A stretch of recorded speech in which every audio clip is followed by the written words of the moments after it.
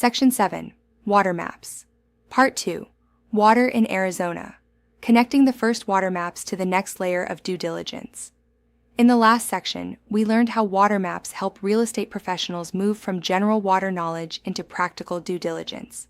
We discussed assured water supply, adequate water supply, the groundwater site inventory, the well registry, water rights, and water-related fees. Now we are going one step deeper. If Section 6 helped us ask, where does the water come from? This section helps us ask, who manages it, who regulates it, who has rights to it, and what records should buyers review? That matters because Arizona water is not just about pipes, wells, rivers, or canals. It is also about public water systems, groundwater rights, water banking, watershed maps, and water rights claims. For Arizona real estate professionals, these maps are not meant to make you a water attorney, hydrologist, or engineer. They are meant to help you spot issues early, guide clients toward reliable resources, and avoid making assumptions that could create risk. Community water systems. MAP. A community water system is a public water system that serves at least 15 service connections or regularly serves at least 25 people year-round. These systems provide potable water to homes, businesses, and sometimes industrial users within a defined area. In simple terms, this map helps identify organized water providers that serve communities. Examples may include city-operated water systems, town water departments, private community water systems, HOA-managed systems in certain developments. For example, a buyer purchasing a home in Phoenix may be served by a municipal water provider, while a buyer in a planned rural community may be served by a private community water system. This distinction matters. A municipal system may have different billing, infrastructure, maintenance, reporting, and service responsibilities than a private or HOA-managed system. Why community water systems matter in real estate. Imagine a buyer moving from another state into a smaller Arizona community.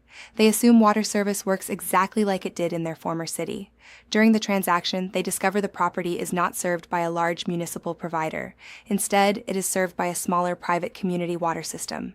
That may not be a problem, but it does create important questions. Who owns the system? Who maintains it? What are the rates? Are there infrastructure concerns?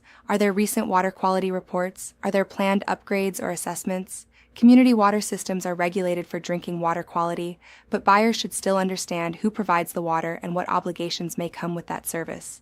The Arizona Department of Environmental Quality, commonly known as ADEQ, regulates and monitors community water systems in Arizona to help ensure compliance with state and federal drinking water standards. Groundwater Use Right Map. The Groundwater Use Right Map helps identify legal rights to use groundwater in Arizona. Groundwater use rights are especially important because Arizona is an arid state, and groundwater has historically supported farms, homes, cities, and industries. Arizona's Groundwater Management Act of 1980 created a framework for managing groundwater, especially in active management areas. This ties directly back to our earlier sections on AMAs, assured water supply, and long-term sustainability. Groundwater rights may include agricultural rights, municipal or industrial rights, permits and certificates, exempt wells rights, connected to historical use. For agents, the key point is simple. Groundwater rights can be complicated. A property may have a well, but that does not automatically mean the owner can use unlimited groundwater for any purpose. The type of well, location, intended use, and applicable regulations all matter. A real-world groundwater example. A buyer wants to purchase land outside a city and start a small farm. The buyer sees an existing well and assumes they can irrigate several acres. The agent wisely encourages the buyer to investigate groundwater rights and ADWR records. The buyer later learns that the well may support domestic use, but expanded irrigation may involve restrictions, permits, or additional review. That discovery could completely change the buyer's plans. This is why groundwater maps matter. They help identify whether deeper research is needed before a buyer closes on property. Arizona Water Banking Authority Map. The Arizona Water Banking Authority, often called AWBA, helps Arizona store water for future use. Think of it like a savings account for water. Instead of using all available water immediately, Arizona can store certain water supplies underground in aquifers or storage facilities. The goal is to create reserves that may help during drought, shortage, or high-demand periods. The AWBA helps support long-term water reliability, drought planning, economic stability, future municipal needs, groundwater recharge.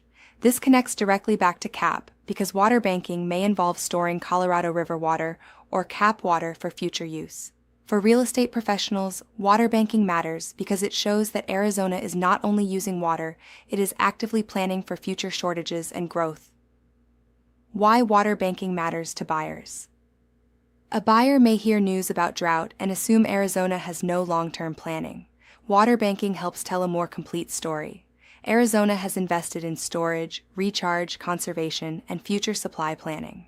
That does not mean water concerns disappear, but it does mean the state has tools designed to manage risk. Agents should not promise future water availability, but they can explain that Arizona uses water banking as one part of its broader water management strategy. Subflow zone delineation maps. Subflow zone delineation maps deal with the relationship between groundwater and surface water. This may sound technical, but the basic idea is easy to understand. Sometimes groundwater and surface water are connected. Water flowing underground may support rivers, streams, and riparian areas. In other cases, pumping groundwater may affect surface water flows. Subflow zones help identify areas where this connection is especially important. These maps are used in water management, legal analysis, and water rights adjudications. Important Arizona examples include the Verde and San Pedro watersheds. These areas matter because rivers, groundwater, wildlife habitat, agriculture, and municipal water needs may all be connected. For real estate professionals, subflow maps are especially relevant when working with rural land, riverfront property, agricultural property, development near washes or streams, properties involved in water rights disputes, Statement of Claimant Locator map. The Statement of Claimant Locator is connected to water rights claims and adjudications. In Arizona, water rights can involve long histories, competing claims, and legal proceedings. A Statement of Claimant Locator helps identify people or entities that have filed claims related to water use or ownership in specific areas. This can matter in real estate because existing water claims may affect property use, development planning, agricultural operations, legal due diligence, buyer expectations. For example, a buyer purchasing rural land near a river may need to know whether there are existing water rights claims in the area. This is not something an agent should interpret alone. Instead, the agent should recommend that the buyer consult appropriate professionals, such as a water attorney, title company, ADWR, or other qualified experts. The agent's role: ask better questions. Water maps do not replace professional advice, but they help agents ask better questions. A strong Arizona real estate professional might ask, who provides water to the property? Is the provider municipal, private, HOA managed, or community-based? Is there a registered well? Are groundwater rights involved? Is the property in an AMA? Are there water rights claims nearby? Are there water-related assessments or fees?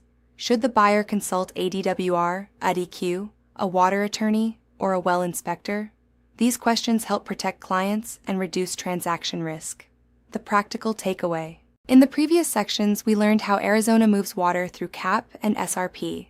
Then we learned how maps help identify wells, water supply status, and water rights issues. In this section, we added the next layer: community water systems, groundwater use rights, water banking, subflow zones, and water rights claims. Together, these tools help agents understand that Arizona water due diligence is not one single question. It is a process. The best agents do not pretend to know every water answer. They know where to look, what questions to ask, and when to recommend expert help. That is today's standard in Arizona real estate. Online discussion. Question 1. Why is it important to know whether a property is served by a municipal, private, HOA managed, or community water system? Answer. Different water providers may have different billing structures, maintenance responsibilities, water quality reporting, infrastructure concerns, and future assessment risks. Question 2. Why should agents be cautious when discussing groundwater rights?